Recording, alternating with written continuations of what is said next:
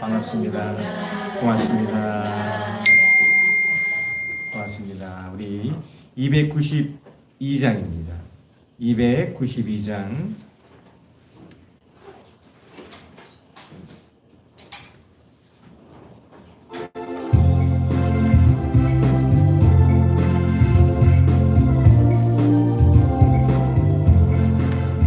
주 없이 살 수 없네 내 주의 구주여 그 귀한 몸의 피로 날 대속하소서 우주의 사랑으로 흘리신 보혈이 내 소망 나의 내 영광 됩니다.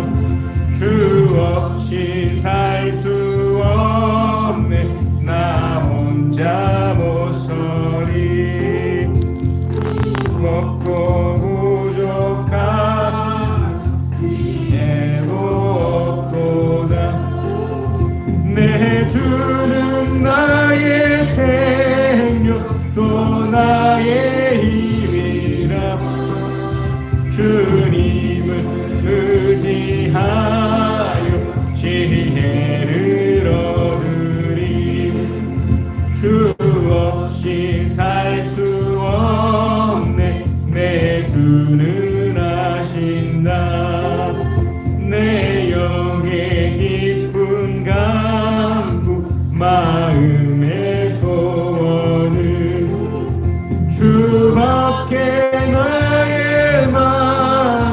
네 알아주리요 내 마음 위로하사 평온케 하시네 주 없이 살 수 없네 세월이 흐르고 이 깊은 고독 속에 내 생명 끝나도 사나운 풍랑일 때 날 지켜주시고 내 곁에 계신 주님 늘 힘이 됩니다.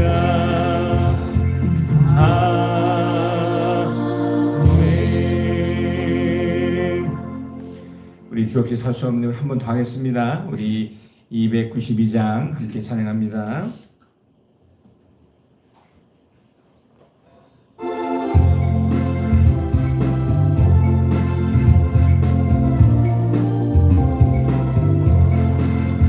주 없이 살 수 없네 죄인의 구주여 그 귀한 몸의 피로 날 구속하소서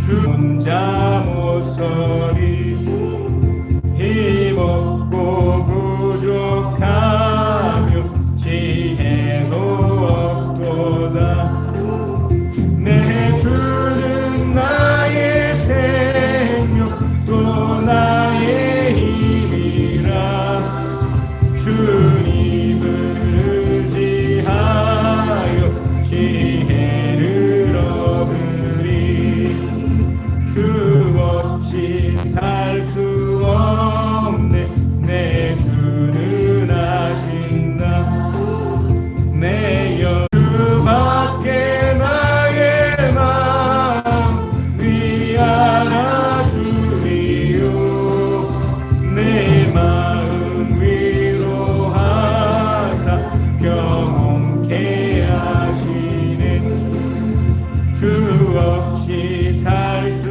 없네 세월이 흐르고 이 깊은 보록 속에 내 생명 끝나도 사나운 풍랑일 때 날 지켜주시고 내 곁에 계신 주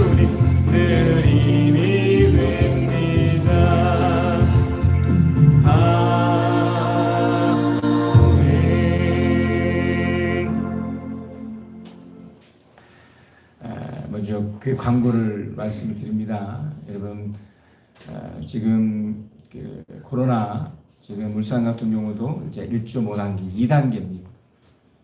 이제 공식적으로 법이 계속 바뀌어서 이렇게 모임의 이제 방역을 이렇게 제대로 하지 않으면 이제 바로 이제 고발 조치가 되고, 예, 이제 질병과 상관없이 이제 어떤 조치가 내려진다고 하고요. 지금 부산, 지금 서울은 이제 이 예배를 못 합니다. 그러니까 소규모 교회들을 못 하고, 이제 방역 수칙을 잘 지켰다 하더라도 이제 인원수를 제한하고 아주 그렇게 하더라고요. 일단 저는 잘 모르겠습니다. 이걸 어떻게 해야 하는 것이 맞는 건지 모르겠지만, 보면 한 가지 사실은 어떻게 됐던 이 울산은 아직까지 이렇게 강제적으로 이렇게 아직 최종적으로 이렇게 못하게 하지는 지금 않고 있는 것 같거든요. 전에는 계속 연락도 오고 제 문자도 그랬는데 아직 뭐 저번 주 딱 한 번 오고 그 이후로는 오지 않았기 때문에 하여간 이렇게 추이를 계속 지켜보면서 일단 계속 보겠습니다. 일단 이번 주부터 이제 이번 주 다음 주 이제 주일 연합 예배만 환영을 하고, 우리 새벽과 수요 기도는 그냥 왜냐면 이렇게 많이 30명 이하라고 하더라고요. 그러니까 우리는 그냥 해도 될 것 같습니다. 그러니까 걱정 마시고, 세상에서 말하는 것처럼 이게 그렇게 만약에 그럴 것 같으면 지금보다 훨씬 더 많은 사람이 죽어야 되겠죠. 근데 그런 건 아닌 것 같아요. 그러니까 분명 하나님이 어떤 의도한 게 있으시기 때문에 어떻게 됐든 또 이제 이 나라도 이거 지켜줘야 되니까 또 지키면서 이렇게 진행하는 걸로 이렇게 나갔으면 좋겠습니다. 자꾸 이게 반복이 되다 보니 저도 그렇고 아마 여러분들도 이게 뭐지 이렇게 하실 수 있겠지만 시간이 지나면 하나님의 이 뜻을 알지 않겠습니까? 그래서 이제 12월 달에 어떻게 됐든 우리 진행하려는 것은 하려고 합니다. 우리가 12월 달을 결산의 달로 이렇게 했고요. 이제 우리가 아마 이제 2020년을 이제 마무리하는 한 해고, 또 2021년을 또 준비하는, 그래서 결산과 예산을 이제 다 12월 둘째 주, 우리 셋째 주, 그리고 12월 마지막 주는 이제 성찬식과 세례식을 겸해서 진행을 하려고 합니다. 하나님의 교회거든요. 누군가의 교회가 아니고 하나님의 교회니까 하나님께서 적절하게 인도해 주시리라 믿고, 저는 이제 그분의 뜻을 따라 이렇게 잘 이렇게 진행하려고 하니 여러분들도 믿음을 가지시고 잘 따라오시면 될 것 같습니다. 우리가 바이블 타임 이제 12호를 이렇게 했고요. 이제 내년에 2021년 우리 내년에는 이제 그냥 창세기부터 이제 요한계시록까지 한번, 이번에는 그냥 쭉, 그리고 그 다음에는 또 이것처럼 연대기시요. 그래서 매년 1독을 한번 목표로 삼아서 바이블 타임을 또 주문하려고 합니다. 그래서 저는 못하겠습니다 하시는 분 말고는 제가 이번에 다 주문을 하려고 하니까, 이번에는 교회 차원에서 이렇게 하려고 하니까 2021년도 말씀과 함께하는 그런 시간이 되었으면 좋겠습니다. 여러 가지 내용들은 주보를 참고하시면 되겠습니다. 우리 기도를 할 건데 먼저 우리 하나님의 말씀을 보면서 함께 또 기도 시간 나가겠습니다. 우리 하나님의 말씀은 고린도전서 15장 12절에서 18절입니다. 고린도전서 15장 12절에서 18절. 복음의 핵심이죠. 복음의 핵심인데, 고린도전서 15장 12절 18절. 바이블 타임을 갖고 계신 분들은 58페이지입니다. 우리 함께 읽겠습니다. 고린도전서 15장 12절 18절 시작. 그리스도께서 죽은 사람 가운데서 살아나셨다고 우리가 전파하는데 어찌하여 여러분 가운데 더러는 죽은 사람의 부활이 없다고 말합니까? 죽은 사람의 부활이 없다면 그리스도께서도 살아나지 못하셨을 것입니다. 그리스도께서 살아나지 않으셨다면 우리의 선포도 헛되고 여러분의 믿음도 헛될 것입니다. 우리는 또한 하나님을 거짓되이 증언하는 자로 판명될 것입니다. 그것은 죽은 사람이 살아나는 일이 정말로 없다면 하나님께서 그리스도를 살리지 아니하셨을 터인데도 하나님께서 그리스도를 살리셨다고 하나님에 대하여 우리가 증언했기 때문입니다. 죽은 사람이 살아나는 일이 없다면 그리스도께서 살아나신 일도 없었을 것입니다. 그리스도께서 살아나지 않으셨다면 여러분의 믿음은 헛된 것이 되고 여러분은 아직도 죄 가운데 있을 것입니다. 그리고 그리스도 안에서 잠든 사람들도 멸망했을 것입니다. 아멘. 우리가 믿는 하나님이 믿지 않는 다른 사람들과 차이가 바로 이거죠. 도저히 받아들일 수 없는 이 중요한 사실 하나. 이 부활을 믿는 겁니다. 그러니까 이 부활을 믿느냐 믿지 않느냐가 결국 신앙을 결정지어줘요. 그러니까 우리들에게 펼쳐지는 삶 속에서 많은 일들이 펼쳐지잖아요. 근데 그 많은 일을 펼쳐지는 그 과정에서 이 중요한 핵심을 어떻게 받아들이느냐가 어떻게 보면 모든 것을 결정할 수 있는 겁니다. 이게 왜 이렇게 중요하냐면 우리들은 믿는다는 것에 대해서 한계가 있어요. 그러니까 여러분 여러 가지를 믿고 살잖아요. 일반적으로 믿고 있는 그것이 사실은 확률이고 어떻게 보면 믿지 않는 사람들이 말하는 어떤 우연이나 요행처럼 보이는 건데 그걸 이제 그 사람들 입장에서 이제 우리 믿음을 비교해 보면 말이 안 되는 거잖아요. 어떻게 이런 내용을 믿을 수 있겠습니까? 사람이 죽으면 끝인데 그렇지 않겠습니까? 근데 재미있는 사실은 뭐냐면 살아있는 대부분의 사람들이 자기 자신은 죽지 않는다고 여겨요. 그러니까 죽지 않는다고 여기면 당연히 뭣도 믿지 않을까요? 죽지 않는다고 믿기 때문에 다시 산다는 것은 더욱더 말이 안 되겠죠. 그러니까 사람들이 가지고 있는 한계. 그러니까 어떻게 보면 우리도 그랬어서. 그러니까 우리가 가지고 있는 한계를 모르니까, 놓치니까 끊임없이 우리는 그 믿음을 사실 도전하고 있는 거거든요. 이 부활은 어떤 면에서는 믿을 수 없는 거잖아요. 그러니까 이미 말씀드렸듯이 사람들은 그러니까 내가 살고 있다는 것 때문에 아직 괜찮기 때문에 죽음까지 너무나 단순하게 생각을 하거나 아예 생각을 안 하죠. 그건 대부분은 무관심하죠. 이런 만약에 우리가 내일 죽는다라고 여길 때 그 죽는다라는 의미가 뭔지를 깨달을 수 있으시겠습니까? 아직 현실이 아니니 그냥 상상만 할 뿐이고 뭐 어때? 뭐 이렇게 얘기하지 않겠습니까? 그러니까 이게 한계라는 거예요. 하나님이 원래 우리를 그러니까 사람을 만드셨을 때는 영원토록 살도록 만드셨잖아요. 아담과 하와가 죄라는 것을 짓기 전에 그러니까 하나님 관계가 깨어지기 전에는 유한하지 않았습니다. 하나님 형상 그 자체였기 때문에 하나님이 갖고 있는 그 영혼성 안에 삼위 하나님 안에 또 이 사람이 포함되어 있었단 말이에요. 우리가 이렇게 하자 해서 만든 당신의 피조물이 사람이었는데 이 사람이 그만 그걸 잃어버리는 바람에 어떻게 됐죠? 유한성을 가지니 죽음을 모르는 거예요. 그러니까 이 상태가 어떤 건지를 모르는 거죠. 이 심각성을 모르는 거죠.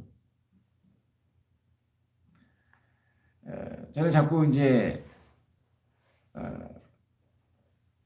우리 맞은편에 있는 이 골프장 가게를 자꾸 비교할 수밖에 없어요. 이해를 해주십시오. 왜냐하면 제가 주로 아침부터 저녁까지 이제 이곳에 머물거나 있을 때마다 보는 모습이 이제 저 사람들이니까 저는 골프에 전혀 관심이 없어요. 관심도 없을 뿐더러 재미도 없고 뭐 돈을 주고 하라고 해도 저는 하고 싶지 않습니다. 재미가 없으니까. 그런데 그들은 어떻게 합니까? 어떤 경우는요, 밤을 새더라고요. 새벽 2시, 3시까지 불이 켜져 있어서 어떨 땐 문을 열어놔 소리가 다 들리거든요. 그 왜 그러나요? 그들은 그게 너무 재밌고 좋은데, 자, 저하고의 차이가 뭡니까? 저는 어떻게 됐던 어떤 마지막을 알거든요.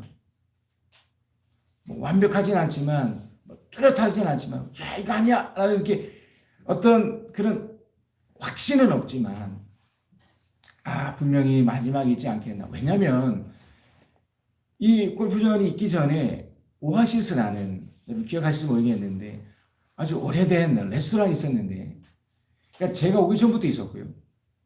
근데 제가 우리 교회 역사적 이 사진을 보니까 우리 교회가 만들어지고 얼마 안 돼서 그 앞에 맞은편에 저 가게가 생긴 그때부터 레스토랑이 있었으니까 20년도 넘은 거였단 말이에요. 제가 있을 때도 많은 공연을 했었고 그랬던 곳인데 하루아침에 그죠?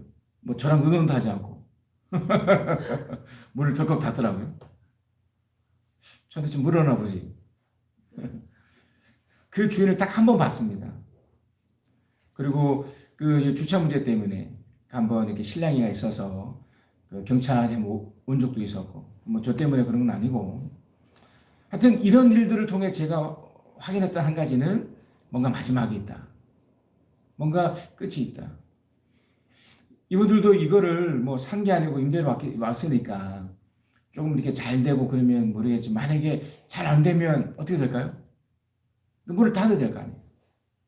그러니까 어떤 생각을 늘 하냐면 지금이 좋기 때문에 지금 내가 아무런 일이 일어나지 않기 때문에 이것이 전부인 것처럼 살아간단 말이죠.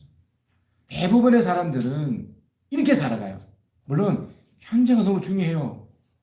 현재가 있어야 뭐 내일이 있는 거니까 현재를 소중하게 여기고 귀하게 여기는 거 맞지만 문제는 그 현재가 주는 그 의미, 그 지금이라는 의미가 너무나 강력해서 이것 자체가 어떤 한계를 갖고 있나요? 마지막이라는 것을 놓쳐버리게 합니다.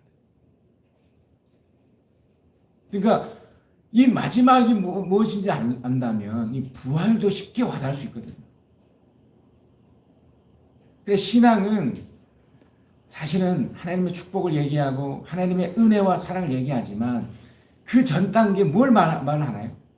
하나님의 심판을 얘기하고 있거든요. 우리가 부활이라는 것을 분명히 이해를 하려면 반드시 십자가에서의 죽으심인 그 죽음을 우리가 알아야 되는 것처럼 인간의 마지막 한계가 무엇인지 이 끝이 무엇인지를 분명히 알아야 된다는 거죠. 근데 이것을 너무나 관과하니까 저는 지금 또 이런 생각도 해봅니다. 이제 이 코로나 사태가 분명 어느 시점에서는 이제 안정이 될 거예요. 뭐 흔히 말하는 백신이 개발되면, 그러니까 이전에 이 코로나가 이전에도 여러분 아시겠지만 어떤 우리가 예방 접종을 맞는 게 있었잖아요. 이전에 역사를 보면 그 뭐 소아마비 또는 뭐 여러 가지 무시무시한 질병들에 대해서 백신이 나오기 전까지 늘 이런 게 있었어요. 지금은 워낙 매스컴이 발달돼서 이것이 막 보도돼서 그렇지 10년, 20년, 30년 이전의 시대에도 이와 같은 일이 늘 있어 왔거든요. 그러니까 이런 일들은 사실 무엇을 말해주고 있느냐면 그죠? 마지막 있다는 걸 말해주는 거예요. 이래서 끝이 날 수 있다. 지금 경고거든요. 그래서 여러분 이 본문의 말씀을 이해하시고 신앙의 가장 뿌리가 되는 이 복음의 핵심에서 가장 처음은 이 하나님의 진노, 하나님의 심판에 대한 자신의 한계를 명확히 알고 있으셔야 됩니다. 그래서 우리가 늘 기도할 때도 죽었던 나를 이렇게 기도하잖아요. 그러니까 인생에서 이 마지막이라는 것을 잊어버리고 놓쳐버리면 사람에게는 3가지 죽음이 있습니다. 뭐 여러분 아시겠지만 하나는 영적인 죽음이에요. 그건 그냥 단순하게 그냥 뭐 하나님을 모르는 뭐 그런 것을 넘어서서 그냥 하나님 관계가 끊어진 상태이기 때문에 그냥 죽은 거예요. 이건 모든 사람이 다 적용됐던 거예요. 그 영적인 죽음에서 우리가 지금 육체적 살아 있음에도 구원시키신 거죠. 영적인 죽음이 있고 그다음에 육체적 죽음이 있어요. 우리가 다 아는. 근데 아무도 이것을 원하지 않죠. 그리고 마지막은 다 영원한 죽음. 이 세 죽음에 다 공통점이 뭐예요? 죽음이라는 건데. 이게 마지막이라는 겁니다. 이것을 깨닫고 알고 생각을 해야만 살아가는 거예요. 그래서 우리가 이제 기도 제목을 가지고 함께 기도할 때 가장 먼저 보세요. 그 구원시킨다는 것은 무엇에서 구원입니까? 사실은 그 죽음에서의 구원이에요. 그 사망에서 구원이란 말이에요.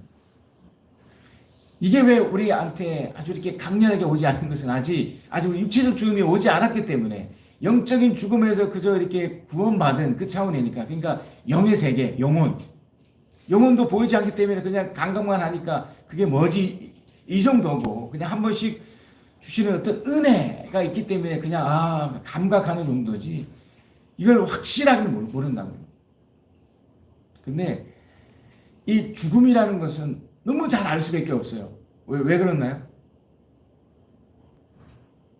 쉽죠.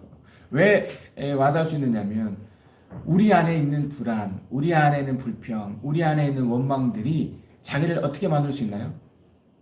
죽음에 이르기까지 만들 수 있기 때문에. 그러니까 이거는 배우지 않아도, 느끼지 않아도. 제가 어제 그 아내하고 어떤 그 TV에서 방영되는 어떤 영상을 하나 봤는데요. 이제 어떤 시리즈물이던데 그게 어떤 내용이냐면 악한 귀신을 쫓는 그런 테마사에 관련된 내용이에요. 근데 아주 재밌는 게 뭐냐면 사람들에게 이 내용을 통해서 말하고 싶은 게 있는 것 같아요. 아마 이것을 쓴 사람이 크리스찬은 아닐지라도 뭔가 이쪽 세계에 대해서 뭔가 조금이나마 아는 듯해요. 그래서 좋은 일을 하면 이 악귀가 떠나가는 거고, 그래서 중간에 이 테마사들이 이제 이 악귀를 이렇게 내쫓고 이제 선한 기운을 되찾게 해줘서 사람을 살린다. 뭐 이런 내용이잖아요. 그러니까 우리 안에, 우리 마음 속에도 그렇고 이 세상에서도 알지 못하는 이 무시무시한 이 죽음에 관련된 것들이 사실은 뭐 매스컴을 통해서도 그렇고 많이 드러나 있거든요. 그래서 우리는 이 마지막의 한계, 이 마지막이 주는 의미를 우리는 이제는 구원을 받은 사람으로서 아셔야 돼요. 하늘 모르는 사람들이야 이 세계를 모르니 그저 지금의 만족해서 그저 뭐 마음대로 살아서 영원한 죽음까지 가는 안타까움이 펼쳐지겠지만 우리는 일단 그걸 알고 있는 상태니까, 완벽하지 않더라도 어느 정도 알고 있는 상태니까 이거를 풀 수 있는 중요한 이제 뭔가를 또 붙잡아야 되는 거죠. 그게 바로 부활이에요. 부활은 저는 이렇게 봅니다. 저는 뭐 주님이 뭐 이렇게 믿게 해주는 경우도 있지만 저는 믿는다고도 할 수 있다고 봐요. 예수 그리스도가 2000년 전에 분명히 죽었지만 부활하셨잖아요. 이 사실 내가 그냥 받아들이는 거예요. 예수가 분명히 살아나셨다. 이거를 그냥 믿습니다 이런 차원의 것이 아니라 그냥 믿어버리는 거예요. 그게 아무리 역사적 사실이라고 하더라도 믿지 않는 사람들은 절대 믿지 않습니다. 아니, 받아들이지 않아요. 받아들이지 않기 때문에 예수 그리스도의 부활을 받아들이지 않기 때문에 당연히 자기 자신의 부활도 안 믿을 거 아닙니까? 자, 이제 제가 결론 같은 얘기를 말씀드릴게요. 여러분이 언젠가는 이제 죽으실 건데 죄송합니다. 자꾸 죽음 얘기해서 내용이 그래서 부활할 거라고 믿으시나요? 그게 이렇게 사모가 되나요? 기대가 되나요? 아니, 그러니까 이 사실에 대해서 그냥 목사님이 하도 저러니까 뭐 믿어 주시는 거예요? 아니면 알기 때문에 받아들이시는 거예요? 알기 때문에 받아들이시는 거잖아요. 그죠? 예. 그러니까 이게 어떻게 보면 전부예요. 우리의 마지막을 향해 분명히 가는데 그 과정 속에 우리 이렇게 살아가는 이 모든 과정은 그러면 뭐가 돼요? 이 과정은 도구가 되죠. 왜냐하면 결국 그 마지막을 향해 가기 때문에. 그러면 이 도구는 뭐예요? 사실 바울이 이런 부분을 어떻게 했냐면 나는 이 세상 이것을 찌꺼기 같다고 그랬어요. 배설물 같다는 말도 썼거든요. 그러니까 이걸 더럽다, 나쁘다 이렇게 말하고 싶은 게 아니고 바울은 이것이 하나의 도구였다는 거예요. 살아가는 방편이었다는 거예요. 그래서 항상 마지막을 생각했더랬어요. 부활을 아시고 부활을 믿고 부활을 받아들였다면 그리고 내가 믿고 있다면 이걸 도구로 여기셔서 그럼 어떻게 사셔야 되나요? 부활이 정말 있다고 믿으면 삶이 달라지겠죠. 아주 단순하게 아주 쉽게 어떤 상태일까요? 이게 전부가 아닌 게 됐잖아요. 결국 이 세상이 전부가 아닌 것이잖아요. 보세요. 내가 어차피 죽잖아요. 그리고 이 세상을 살면 어떤 도구라면 그러면 이 도구인 이 삶이 결국 그 다음을 위한 뭐가 되는 거예요? 그러면 준비가 되는 거예요. 놀랍지 않나요? 그러니까 이게 전부라면 부활은 필요가 없어요. 그렇지 않겠습니까? 그냥 이게 전부니까 이대로 살다가 끝이잖아요. 그러니까 이 세상이 준비가 아니죠. 어떻습니까? 이 세상은 정말 모든 걸 다 쏟아부어야 돼요. 그렇지 않나요? 근데 우리가 다음을 믿고 또 부활을 믿는다면 이것은 하나의 도구가 돼서 그 다음을 위한 놀라운 준비가 되기 때문에 보통 여러분 공부 잘하는 사람들은 그 시험 보고 이제 뭘 잘하나요? 준비를 잘해요. 예, 많이 시험을 대비한 엄청난 연습을 하지 않겠습니까? 그거 하는 거예요, 그거. 여기서. 그래서 여러분, 제가 제 아이에도 얘기하지만, 여러분, 살아보시면, 또 나이를 더 들어보시면 더 아실 거예요. 이전에 내가 이 땅에서 귀하게 여겼던 것이 실제로 어느 시점에 가면 이게 그렇게. 여러분, 일단 몸이 아프시고 몸이 힘드시잖아요. 그러면 먹고 싶은 거, 뭐 이런 것들이 어떤 시점에 가서는 어떻게 안 돼요. 아무리 멋진 옷들도 어느 시점에 가서는 나에게 특별히 불필요할 수 있고요. 이게 필요 없다는 얘기가 아닙니다. 제가 도구라는 말을 썼습니다. 부활을 한다면 이 세상의 전부가 아니고 이게 준비되는 과정이라면 그러면 무엇을 향한 준비해야 되나요? 신앙이죠. 신앙. 이 신앙은 삶입니다. 삶. 모든 영역에서의 삶. 여러분의 삶의 영역 속에서 지금은 여러분의 나이에 맞는 그런 어려움들이 있고 그런 고통이 있는데 이걸 넘어선 거예요. 이걸 넘어선 준비. 신앙이라는 차원에서의 준비. 여러분 뭐 잘 아시는 그 데살로니가 그 오자에서 나오는 항상 기뻐하고 쉬지 말고 기도하고 모든 것에 감사한 끊임없이 감사하고 이런 내용들이 결국 신앙의 뿌리가 되어주는 준비하는 거예요. 이게. 그러니까 이거 연습하는 거예요. 이걸 연습하는 중에 여러분의 일터가 있고 여러분의 가정이 있고 여러분의 그것이 다 있는 거예요. 그러니까 여기에서 눈을 떼서 하늘을 향하듯이 이거에서 눈을 떼서 부활이라는 걸 두고서 지금의 이것을 생각을 하셔야지. 그러니까 우리는 시각이 바뀐 거예요. 부활을 보면서 이 세상을 보는 거고요.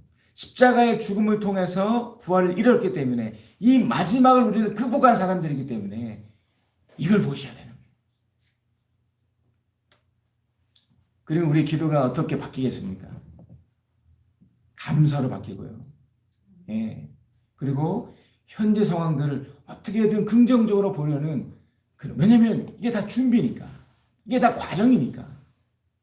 결국 마지막에 내가 평가하는 것이 아니라 세상이 평가하는 것이 아니고 내 남편, 내 아내, 내 아이가 평가하는 것이 아니고 하나님이 평가하시니까 아무리 세상이 박수를 받아도 하나님이 노하면 노인 거잖아요. 그러니까 하나님이 기뻐하시는 거, 하나님이 원하시는 게 뭐예요? 그거잖아요. 삶 속에서 하나님을 위해서 기뻐하고 행복해하고 모든 것에 기도하면서 모든 것을 감사하면서 어떻게 하면 열정적으로 사는 거예요. 가치게 사는 거예요. 보람되게 사는 거예요. 그러니까 이걸 누리면서 살 때 이런 사람을 바로 부활신앙을 하는 게 부활신앙. 그러니까 다른 거예요. 어떻게 이리 어려운데 이렇게 참혹하고 이렇게 힘든데 어떻게 웃을 수 있냐고. 미치지 않은 이상 어떻게 그 신앙 때문에 하나님 때문에 웃을 수 있느냐고. 부활이 있어서 그런 거예요. 부활이. 그래 이 또한 지나가리라 하면서 살아가는 인생. 분명 우리에게도 마지막이 옵니다. 인생을 살면서. 그러나 우리는 주님이 다시 오시거나 내가 주님이 간다라고 여기지 이 세상 끝이라고 우리는 생각하지 않아요. 그래서 우리는 죽음이 우리에게는 잔다라고 표현한다고 그러잖아요. 여러분 안에 이 신앙의 깊이가 정말 깊어졌으면 좋겠어요. 그래서 이 신앙으로 인해서 정말 행복했으면 좋겠습니다. 팬데믹 때문에 너무나 곤란한 일을 많이 겪습니다. 예.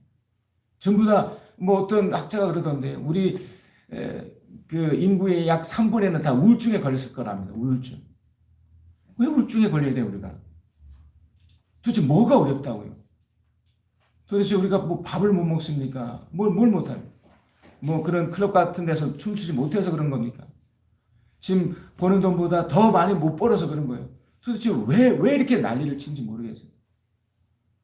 왜 이 예배도 이렇게 못하게 만들고 왜 곳곳마다 막 마스크를 쓰게 하고 도대체 왜 그렇게 하는지 모르겠어요. 사람들 생각하기에는 불행하게 만드는 거예요. 계속해서. 이렇게 힘들게 만들고 어렵게 만들어서 너희는 불행해 어려워 이런 질병 때문에 그래서 조금만 참자. 뭘 위해서 참는 거예요? 뭘 위해서? 세상은 그 다음 엄청난 돈을 벌기 위해서인가요? 우리는 이거가 상관없어요. 팬데믹이 아니라 이보다 더 엄청난 대유행이 우리에게 찾아와도 우리가 웃을 수 있는 것은 부활이 있기 때문에 예수 그리스도의 부활이 있는 것은 부활이 있기 때문에 우리는 웃을 수 있고 이걸 극복할 수 있는 거거든요. 우리 안에 기쁨이 넘칠 수 있는 겁니다. 주님 안에서 진정으로 누리는 것이 되는 것이죠. 그런 여러분이 되시기를 그래서 축복합니다. 오늘 이 시간 기도할 때 여러분 우리가 바이블 타임을 통해서도 우리가 늘 쓰는 게 감사 기도 제목을 쓰지 않습니까? 저는 이제 거의 매일은 아니지만 늘 이렇게 글을 쓰거든요. 그럴 때 맨 마지막에는 어느덧 감사로 끝이 나요. 또 이 새벽에 기도할 때 첫 기도가 뭐냐면 오늘도 나에게 생명 주시면 이 땅에서 생명. 언젠가 내가 저 나라도 가겠지만 이 땅에 생명 주셔서 이 준비 과정을 또 주님을 생각하면서 이렇게 살 수 있도록 어떨 때는 교회에서 아무것도 안 할 때도 지금 멍하게 기가 막혀서 어떨 때 그럼에도 감사가 생겨요. 그럼에도 위로가 생깁니다. 아무것도 못하는 상황인데도 왜 그렇습니까? 부활이기 때문에. 여러분 안에 이것을 위로를 받으셨으면 좋겠습니다. 세상은 끊임없이 불행하도록 만들고 있고 어렵게 만들 수 있다 하더라도 우리만큼이라도 어떻게 하셔야 되나요? 위로를 받으십시다. 힘을 얻으십시다. 여러분 돈 때문에 특별히 사람 때문에 또 어떤 누군가 때문에 우리를 속이지 마셨으면 좋겠습니다. 속지 마십시오. 주님 안에서 힘을 얻으실 그제 축복합니다. 그래서 우리 이 시간 기도하겠습니다. 기도할 때